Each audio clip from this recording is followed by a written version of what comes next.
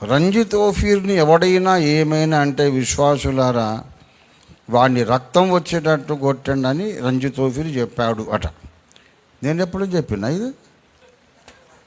ఎంత పచ్చి అబద్ధికులండి! అబద్ధికులందరూ అగ్నిగంధకములతో మండు గుండంలో పాల్గొంటారు. వీళ్ళు ముందు ఉంటారు. నన్నేమైనా అంటే రక్తాలు వచ్చేటట్టు కొట్టమని నేను ఎప్పుడు అన్నాను? సువార్తను అడ్డగిస్తే, సువార్త విరోధులు ఎవరైనా మన కూటాలకు వచ్చి మర్యాదగా కూర్చొని వాక్యం వింటే విని వెళ్ళని, భోంచేస్తే భోంచేసి పోని, అభ్యంతరం లేదు. ప్రేమతో భోజనం కూడా పెట్టండి, ఇబ్బంది లేదు. వాక్యం వినడానికి వస్తే వినిపోని, పర్వాలేదు. కానీ సభను డిస్టర్బ్ చేయడానికి ప్రయత్నం చేసి, ఎందుకు ఈ మీటింగ్ పెట్టారు, ఏంది మత ప్రచారం, మతం మారిపోయిన పిచ్చి వేషాలు వేస్తే అందరూ ఏకమై వాళ్ళ మీద పడి ఎముకలు ఇరిగేటట్టు కొట్టండి. ఆ గ్రౌండ్ నుండి వాడు ఒక ఫ్రాక్చర్ లేకుండా వెళ్ళటానికి వీలు లేదు. ఇది నా ఆజ్ఞ, స్టాండింగ్ ఆర్డర్స్. రంజిత్ ఓఫీర్ గారు నా తండ్రి, నా గురువు అనే అభిమానం, ప్రేమ ఎవరికైనా ఉంటే క్రైస్తవ సభలను వచ్చి డిస్టర్బ్ చేసే వాళ్ళను ఎముకలు ఇరగొట్టకుండా పోనివద్దు అని నేను చెప్పిన మాట వాస్తవం. చాలా చోట్ల చెప్పిన, జగిత్యాలలో చెప్పిన, చాలా చోట్ల చెప్పిన. ఇంకొక మాట, నన్ను ఎవరైనా ఏమైనా అంటే నేను అస్సలు పట్టించుకోను. నేనొక మనిషిని, నువ్వొక మనిషివి. నువ్వు నన్ను ఎంతైనా తిట్టొచ్చు, నాకు ఇబ్బంది లేదు. కానీ పరిశుద్ధుడైన యేసయ్య జోలికి రావద్దు, నేను ఒప్పుకోను, నేను ఊరుకోను అని అన్నానా లేదా? ఎన్నిసార్లు? నన్ను ఎవడైనా తిడితే నాకు కోపం రాదు. ఎందుకంటే ఓఫీర్ మంచోడు కాదు అని అంటే, మరి అవును కదా, బైబిలే చెప్పింది కదా, నీతిమంతుడు లేడు ఒక్కడును లేడని బైబిలే చెప్పింది కదా. ఓఫీర్ మంచోడు కాదని ఎవడైనా అంటే, అరే బ్రదర్, నీకు కూడా తెలిసిపోయిందా? ఇప్పటిదాకా నాకొక్కడికే తెలుసు అనుకున్నాను, నీకు కూడా తెలిసిపోయింది నేను మంచోడు కాదని. దేవుడే చెప్పాడు, ఎవడును నీతిమంతుడు కాడు, ఒక్కడును లేడు. కనుక నన్ను తిడితే పర్లేదులే, నిజమే మాట్లాడుతున్నాడు అనుకుంటా. కానీ అతి పరిశుద్ధుడైన యేసును దూషిస్తే నేను ఊరుకోను, తప్పకుండా యాక్షన్ తీసుకుంటానని నేను వేల సార్లు చెప్పా. ఈ పనికి మళ్ళీ పందిగాడు ఏమంటున్నాడంటే, నన్నెవరన్నా ఏమైనా అంటే రక్తాలు వచ్చేటట్టు కొట్టినాను అనని మాట అన్నట్టు అంటున్నాడు కదా. వాడు దొరుకుతాడేమో చూడండి, మరి అదే మర్యాద వానికి చేద్దాం, అదే మర్యాద వానికి చేద్దాం. మనుషుడు ఏమి పిత్తురో ఆ పంటనే కోయును. జర ప్రింటింగ్ మిస్టేక్ అయింది సార్, మీరు అట్లా మీరు బాధపడితే ఎట్లా? మనుషుడు ఏమి పిత్తునో ఆ పంటనే,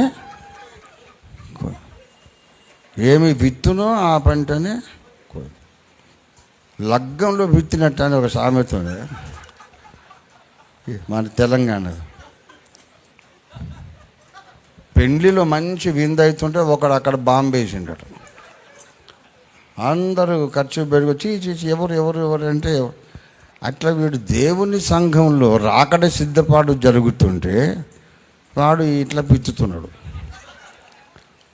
వాడు ఆ పంటని, ఆ పెంటని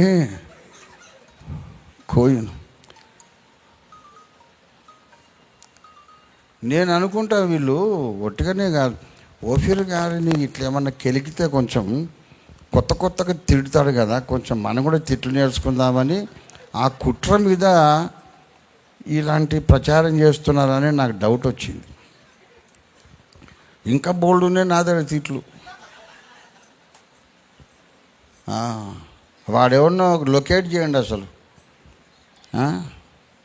వాడు ఏది విత్తెనో ఆ పెంటనే వానికి ఇద్దాం. ఓఫీర్ గారిని ఏమన్నంటే రక్తాలు వచ్చినట్టు కొట్టమన్నాడట. ఎక్కడన్నాడు రా బెవకూఫ్, ఒకటి పెట్టు వీడియో, అప్పుడు నువ్వు మనిషికి పుట్టినావు అనుకుంటా. నన్ను ఎవడైనా విమర్శిస్తే రక్తాలు వచ్చినట్టు కొట్టమని నేను చెప్పిన వీడియో ప్రదర్శించు, లేకుంటే వీడు మనిషికి పుట్టలే, కుక్కకు పుట్టాడు వీడు. అరే సారీ కుక్క గారు అని చెప్పండి. దానికి ఆడున్నది ఆ కుక్క అవతల, ఆ కాంపౌండ్ వాళ్ళ అవతల, అది కోపంగా చూసి అక్కడ ఆ బ్లూ గేట్ దగ్గర అక్కడ ఏంది నా పేరు ఎత్తున్నావని. అందుకే దానికి నేను సారీ, నాకు పుడితే వాడెందుకు పుడతాడు సార్, చాలా విశ్వసనీయుడు పుడతాడు, కుక్కకు చాలా విశ్వాసం. కాబట్టి ఇట్లాంటి దౌర్భాగ్యులు అన్నీ నేనట చేసినట్టు దుర్బోధన, అది ఒక్కటి కరెక్ట్ కాదు. అది రంజిత్ ఓఫీర్ను బదనాం చేయాలంటే అబద్ధాలు తప్ప నిజాలతో ఎవడు బదనాం చేయలేడు. నేను చెప్తున్నా ఖచ్చితంగా బరాబర్, నేను చెప్తున్నా ప్రతి విషయములో నేను దేవుణ్ణి పోలి ప్రవర్తించాను అని ప్రతి దైవజనుడు చెప్పగలగాలి. అలా చెప్పే దమ్ము లేనివాడు, ఇతరులకు అన్యాయము చేసేవాడు, ఇతరులకు ప్రేమ చూపలేనివాడు, ఇతరుల కొరకు తాను కొవ్వొత్తిలాగా కరిగిపోయే నిస్వార్థ గుణం లేనివాడు, యథార్థత లేనివాడు, న్యాయము కొరకు పోరాటం చేయలేనివాడు నేను సేవకుణ్ణి, పాస్టర్ను అని చెప్పుకోవడానికి యోగ్యుడు కాడు కాడు కాడు. రంజిత్ ఓఫీర్కి లక్షణాలని ఉన్నాయి, అది సమాజానికి తెలుసు.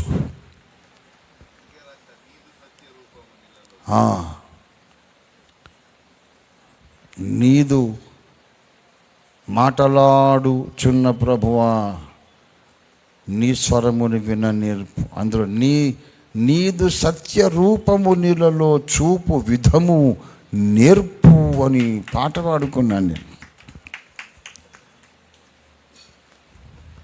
దేవుని బిడ్డలారా, ఎవడు ఏమైనా అరవని, నన్ను విమర్శించే వారికి నేను చెప్పే సమాధానం ఇదే. ఇదంతా విన్నాక అరే అంత దమ్మున్నోడు అయితే మమ్మల్ని పిలిచి కూర్చోబెట్టాలి కానీ నీ శిష్యులకు చెప్పుకున్నవి నీ చెంచగాళ్ళందరూ అని అంటారని ప్రసంగం అట్లా మొదలుపెట్టిన.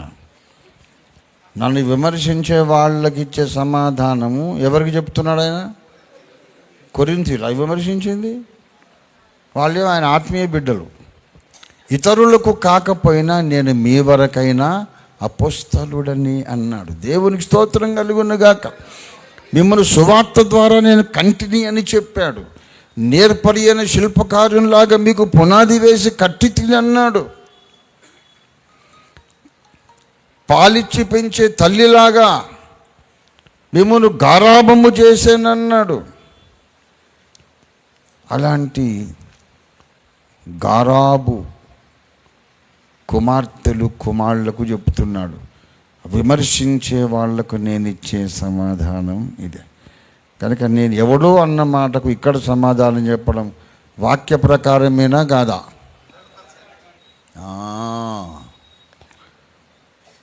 ఇంకా ప్రతి విమర్శకు నా దగ్గర ఇట్లనే సమాధానం ఉంటుంది. నోరు మూసుకొని నవరంధ్రాలు మూసుకొని